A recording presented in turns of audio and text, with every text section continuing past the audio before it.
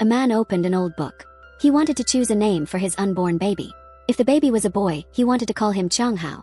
If the baby was a girl, he wanted to call her Changxi. He even bought 2 toys, one for a boy and one for a girl, because he did not know what the baby would be. His friends laughed at him. They said he had been married for half a year and still did not have a child. They joked that he was desperate. But he did not care about the jokes. He believed that some things take time. He said if you rush, even fate becomes jealous and slows your happiness. People still remembered that his proposal to his wife had amazed the whole village. He loved his wife deeply. He put all his hopes in a small pig he owned. He tied a ring around the pig's leg. His plan was simple. He wanted the pig to run to the girl he loved so he could propose again in a funny way. But an elderly man with weak eyesight entered the place suddenly. The pig became frightened, ran under the old man's pants, and escaped into the street. The pig was fast. It ran straight into a restaurant. People were shocked. The man and his future wife chased after it and finally caught it. They laughed together and felt shy. But the man suddenly looked worried. He thought he had ruined everything. But the girl, Ying Shun, reached out her hand and took the ring. She smiled and said, "Thank you." That simple thank you made the man promise in his heart that he would treat her well for the rest of his life. After marriage, he really did that. He did all the hard work. He even delivered food to her himself because he did not want her to work. He took care of his pig farm and lived happily with her. But one day everything changed. A document arrived, and it broke their peace. The Olympic flame of the Seoul Olympics would pass through their village. Their farm was on the route. But there was a problem. The government said that the pig farm could make foreign countries think their nation was poor and outdated. So they wanted the farm removed before the world media came. The man was shocked. His wife was excited at first because she wanted to see the Olympic flame. She put on makeup and dressed nicely. When she came home, her husband told her she could go in first. He tried to delay the coordinators who came to talk about removal. His wife got annoyed when she saw them standing at the door. She swung her hand and accidentally hit her husband because she thought he was blocking the officials. While the man was speaking with the removal team, a heavy-set man stepped out of a car. He tapped his own workers with a bat-like stick and told them they were being rude. Then he apologized politely to the man as if nothing was wrong. His wife felt uneasy. The heavy-set man picked up the man's name card and said he would send it to the Olympic Committee. The wife did not trust him. She thought he was fake and selfish. She even gave imported smoke sticks to a worker lying on the ground. She did not know those smoke sticks would later turn into risky evidence. The Olympic Committee sent someone to convince the man to sign the removal papers. But the man refused. He said that even if foreign media filmed the farm, people could not smell anything through the screen. He said the farm was built by his ancestors. It was not only land. It was the family's history. He wanted to pass it to his son someday, and his son would pass it to his grandchildren. He said the farm was a treasure of their family. He would not give it up. But he underestimated how strong the people trying to control him were. One night, the heavy-set man used the imported smoke sticks the wife had given earlier. While using them, he stared at the farm. Soon a huge blaze appeared. The flames spread fast. The man woke up and ran outside. Villagers held him back because it was too dangerous. The fire destroyed everything. After firefighters left, a witness said he saw a group of dark figures inside the farm that night. The man's wife found half a smoke stick near the farm, the same type she gave earlier. That item became evidence. The authorities discovered that only Mr. Song, the heavy-set man, had a record of buying that brand. But Mr. Song was prepared. He claimed he gave smoke sticks to many people. He said anyone could have taken one. Even worse, the witness who saw the dark figures suddenly changed his statement. In court he said maybe he did not see people. Maybe it was just a wild boar. Mr. Song was declared not responsible. The man felt something was wrong. He met the witness again. The witness cried and told the truth. His mother needed an operation, so he took money from the people who caused the farm incident and lied in court. The man recorded the confession and gave it to the prosecutor. He also sent proof that many removals handled by Mr. Song in previous years had strange fires that were labeled short circuits. The man begged the prosecutor to reopen the case. The prosecutor pretended to agree. But as soon as the man left, he called Mr. Song and scolded him for being careless. They were secretly working together. Soon after, the man was targeted. They staged it as a self-made incident. When the wife answered the phone, she sensed something terrible. She rushed to the location and found her husband unresponsive. She cried loudly. She asked why he was so stubborn. She said she would have given the farm if he had just listened. After the ceremony for him, she moved out. She had nowhere to go. Luckily, one mother pig that was about to give birth had been moved to a woodshed earlier. That pig survived the blaze. She took the pig to a scrapyard and started living there. The mother pig gave birth to 10 piglets. Slowly, the woman and the pigs continued their life. But trouble returned again. A new group of people came because the smell of the pigs was spreading. They demanded she move. Her stomach had grown big because she was pregnant. Many villagers gathered. Two pregnant women began arguing. When they realized removal workers were coming again, they got into a fight. Suddenly, Ingshuan's water broke. She fell to the ground and cried in pain. In front of everyone, she delivered a baby boy. At the same moment, the other pregnant woman realized she was also about to deliver. Their babies were welcomed under the same roof on the same day, and their fates became connected. But Chang Hao, the boy, did not have a peaceful childhood. His mother forced him to study every day. She wanted him to become a judge or a prosecutor. She kept saying that only people with power could protect their lives. She trained him strictly. If he wanted to eat more, she would take the spoon away. She told him to sleep when full. She corrected him for every little thing. He grew up quietly. He never fought back when classmates mistreated him. They teased him because his mother worked in a pig farm. The girl who sat beside him, Mei Zhu, defended him. She even hit a boy who bothered him. But when she teased him about being fatherless, he became upset. His mother hit him lightly and blamed him for everything. As he grew older, his mother forced him to focus only on studies. She believed power would keep him safe. After many years, he finally became a prosecutor, just as she wanted. He became busy and distant. He never answered his mother's calls. One day she brought him homemade food. But when the security guard told him his mother was waiting, he said to tell her he was not there. He ended the call. She was embarrassed but pretended everything was fine. She asked the guard to give him the food. She asked the guard how her son was doing. He said the son seemed fine and healthy. She left with a forced smile. Meanwhile, the son had a girlfriend. She introduced him to her rich parents, calling him their future son-in-law. The father disliked him and insulted him. He warned him to end the relationship. But Chang Hao didn't react. He stayed calm. He was planning something else. He wanted to get close to a powerful man named He Ying. He used the identity of prosecutor and slowly approached him through tricks and careful planning. This was only the beginning of a long plan. As time passed, Chang Hao continued building his plan. He wanted to become strong enough to protect his mother and uncover the truth behind his father's passing. He quietly investigated the people connected to the demolition, the fire, and his father's mysterious self-made incident. He learned that all the evidence pointed toward a powerful figure named Wu Taixio and another man named Song Yubi. These two people were linked to many suspicious situations, including the blaze that destroyed his family's pig farm. To get close to them, he needed influence, connections, and trust. That meant he needed to play a long and careful game. He also wanted to test the sincerity of his girlfriend's family. Her father treated him harshly, spoke down to him, and acted as if he was not worthy. But Chang Hao stayed calm. He welcomed the insult because he wanted to understand their true nature. He studied them quietly. He studied everyone around Wu Taixio too. He acted humble so they would underestimate him. At the same time, he carefully planned how to step into their world without being noticed. Chang Hao later discovered that Wu Taixio's assistant was secretly helping his boss with off-record activities. He used this weakness to get closer. He pretended to investigate the assistant and created situations that made the assistant trust him. Slowly, the assistant began to find Chang Hao useful. Chang Hao pretended to act loyal. He also created a 20-year strategy based on the evidence he collected. His plan was to rise slowly, find every weak point, and eventually expose all the wrongdoing committed by Wu Taixio and Song Yubi. He was patient. Every move had a purpose. One day, he approached Song Yubi's family with important information. The powerful old man, Director Song, accepted him into his home. He promised to consider making Chang Hao his adopted son. This would give him legal status, protection, and access to hidden information. The old man wanted only one thing from him: loyalty. He asked Chang Hao to bring documents for household registration. This new support was something he needed for his mission. But he could not let his mother know. She believed he became a prosecutor to help people, not to chase a dangerous plan. She did not understand the risks he was taking. Soon after, Chang Hao took his girlfriend to visit his mother in the countryside. His mother was extremely happy to see him. She prepared family heirlooms and food. But Chang Hao ignored her. He had come for another purpose, not for family time. He took his girlfriend outside and told her something shocking. He planned to be adopted by President Song. His mother overheard this and was devastated. She asked if his girlfriend could not have children. He said that was not the reason. He needed a new identity for his mission. Her heart broke. Even after all the sacrifices she made, he treated her with coldness. She gave him food he once loved, but he took it without saying thank you. Then he pushed the box of snacks into his car and left. In the car, his girlfriend made a disgusted face because of the strong smell of the food.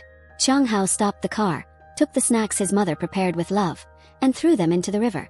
He didn't look back. Later, his girlfriend helped him drive because he was tired. He fell asleep. The scarf around his neck flew out of the window. She got out to pick it up. Suddenly, a truck hit the car. The vehicle slid off the edge and into the river with Chung Hao inside. His girlfriend cried dramatically. When her father arrived, he comforted her. But the truth was shocking. She had planned the entire accident. She had pulled the scarf on purpose to make him step outside. She wanted her father to accept her choice. But she had no idea she herself was being used in a much bigger plan. Chung Hao was pulled out of the car barely conscious. He was taken to the hospital and placed on support tubes. His mother arrived and cried uncontrollably when she saw him. The doctors said his brain injury was serious. They said he might wake up mentally like a child, or he might not respond for a long time. After many days of struggle, he finally opened his eyes. But he did not speak. He looked scared and confused. The doctor explained that his mind was now like that of a 7-year-old. His mother felt her world collapse. She had trained him his entire life to be strong, smart, and successful. Now she had to raise him again with the mind of a child. But she was still thankful he was alive. She brought him home. He refused to eat. He acted like a frightened child. She fed him with a spoon, but he spit out the food. When she tried again, he grew upset and rejected it. The mother panicked and took him to the doctor again. The doctor said something heartbreaking. Her son subconsciously wished to shut down emotionally. Refusing to eat was a sign that he was giving up. If he did not improve, they might have to send him to a care center. Hearing this, the mother broke down. She begged him to eat. Please eat. Please try. I'm here. He cried like a child, and she cried with him. She realized how much pressure she had put on him for years. She begged him to eat without worrying about studies. She said she only wanted him to stay well. Days passed. She continued caring for him. She massaged his weak limbs every day, trying to help him move again. He stared at a toy hanging above him. She lowered the toy so he could touch it. She hoped it would help him feel something again. One day, she left the room to answer a call. While she was gone, something happened.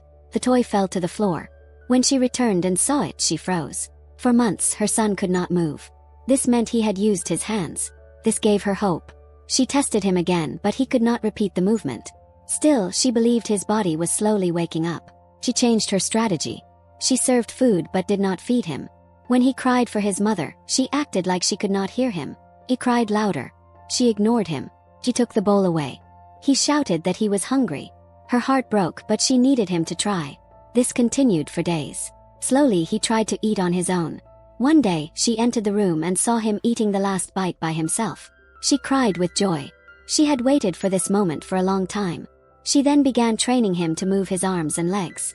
It was painful for him, but she pushed gently. She knew it was necessary for him to recover. She washed his face every day, told him stories, and reminded him he would get better. Soon he was able to move more.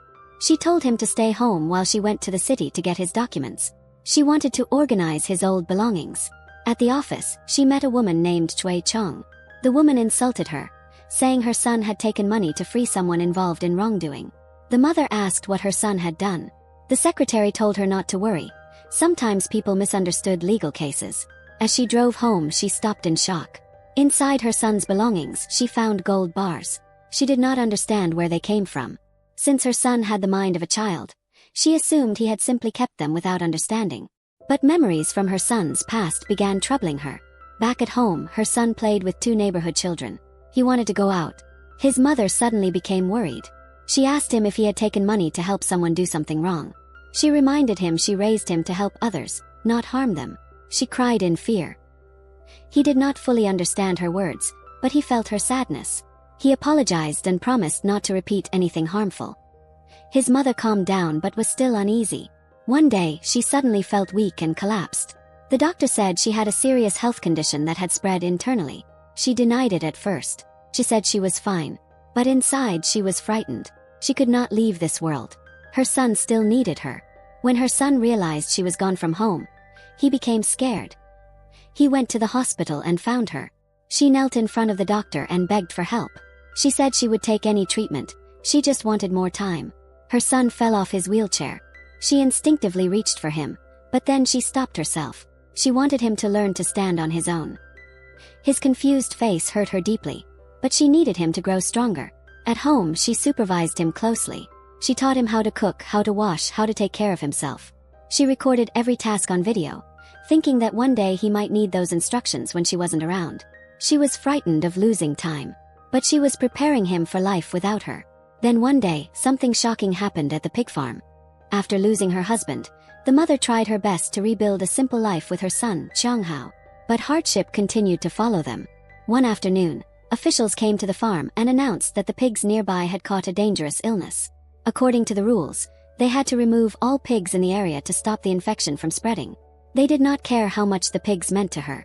Workers entered the farm and cleared out every pig, including newborn piglets. Hearing their cries, the mother felt her heart breaking again. She remembered losing her husband, nearly losing her son, and every painful moment she had survived. Her son saw her crying and held her, but nothing could stop the workers. After losing everything once again, she took her son to his father's resting place. She cried and apologized for not visiting sooner. She said she had nothing left to protect. Her farm was gone, her animals were gone, her health was failing, and her son still needed care. In a moment of despair, she took out a dangerous bottle thinking of giving up, but her son's innocent question pulled her back. He thought the bottle was juice. His innocence reminded her that he still needed her. She closed the bottle and realized she had to prepare him to survive without her. Soon after, she took him to a nursing home, pretending it was for his recovery, but secretly planning to leave him there for his own safety. She went home, cleaned everything, wrote farewell letters, and prepared to harm herself. But her son used the GPS on her phone, escaped the nursing home and rushed home. When he arrived, he found her in a dangerous state. In panic, he used all his strength to pull her up, and in that moment, he miraculously stood on his own legs for the first time since the accident. Seeing that her son still had hope, she became determined to help him recover fully. She trained him harshly but lovingly, even taking him to the river to help him relearn balance and strength. Slowly, he began to move again, and her hope returned. She also taught him everything she thought he would need in adulthood: how to pray, manage money, handle documents, and survive alone. She recorded videos of tasks, afraid she wouldn't live long enough to guide him. Then she received a call from the security guard who had seen her son before the accident. The guard gave her a letter Chonghao had left behind in case something happened to him. In the letter, he expressed love for her, and also mentioned a strange promise. He said he would bring his fiancée to visit her on her birthday, even though this was written before the accident. This confused her. When she opened his uniform, she found a hidden memory card. Using the date from the letter as the password, she unlocked it and found his secret diary. The diary revealed the truth behind her husband's passing. He had not ended his life. He had been silenced. The ones responsible were powerful men, Wu Taixio and Song Yubi. Her son had been quietly planning revenge for years. He had studied their families, gotten close to their children, manipulated situations, and collected evidence. He did not become a prosecutor to serve justice. He became one to uncover the truth about his father and expose corruption. The mother was shocked. Her quiet, studious son had been living a dangerous double life. She burned the evidence out of fear, hoping he would forget everything and live peacefully. But danger returned. Someone realized Chonghao was still alive, and the pig farm was set on fire again. The mother and son were locked inside on purpose. They escaped only because he managed to break the window. The explosion that followed caused another hit to his head, which surprisingly helped some of his memories return. At the hospital, new evidence surfaced. A woman named Shen Shur claimed she had seen people in suits entering the farm before the fire. But before she could testify, the mother suddenly confessed that she had accidentally spilled gasoline, taking the blame to protect her son. Mei Zhu, his childhood friend, grew suspicious and pressed for the truth. Eventually, she revealed something huge. She had 2 children, and Chonghao was their father. He had lived with her in Seoul before the accident, but left her suddenly due to his dangerous mission. She raised the children alone, never telling him to avoid pulling him deeper into danger. Just as this emotional truth was revealed, the police arrived. They suspected Chonghao of causing harm in a previous case. But he cleverly acted like a confused child, convincing authorities he was mentally unfit. Once home, he confessed the truth to his mother. His memories had returned, and he needed to finish what he started. New evidence came from Mei Zhu's daughter, who accidentally recorded a video showing his fiancée tampering with a water bottle using an unknown substance. This proved his accident had been staged. More truth emerged when a ship captain admitted that the secretary who disappeared had not harmed himself but had run into danger and jumped to save his child. Armed with all this evidence, Chonghao returned to court. He exposed Wu Taixio's hidden deals, forged documents, and years of corruption. Wu panicked and accused his partner Song Yubi, causing chaos. Finally, a young boy, Wu Taixio's hidden son, testified, revealing everything his mother had endured. With overwhelming evidence, the judge gave both men the strictest legal consequences. Justice was finally delivered. The mother lived just long enough to see her son succeed. That night, she asked him to sing a children's song. Listening to his gentle voice, she closed her eyes peacefully and passed away in her sleep. Her ceremony was simple. Chang Hao cried quietly. He believed his mother left without regrets. After her passing, he felt lost but remembered her final wish, to live well. He returned to the countryside, where he found a small pig that reminded him of his parents' love story. This gave him courage. He approached Mei Zhu with the pig, tied a ring to it just like his father once did, and proposed. The pig ran away, making everyone laugh, but they eventually caught it. Mei Zhu accepted, saying that him returning home was enough. From then onward, he rebuilt his life with her and their children. He stopped living in the shadows of revenge. He rebuilt the pig farm, helped villagers, and became a humble and respected farmer. His children followed him around the farm, learning kindness, honesty, and compassion. He visited his parents' resting place every year, updating them about life. He planted potatoes whenever he missed his mother, remembering how she taught him everything. Life wasn't perfect, but it was peaceful, and he finally understood. Revenge brings emptiness. Love brings healing. Peace brings life. In the end, his story didn't end with pain. It ended with family, a rebuilt home, and a little pig running around. A reminder that life, no matter how broken, can always begin again.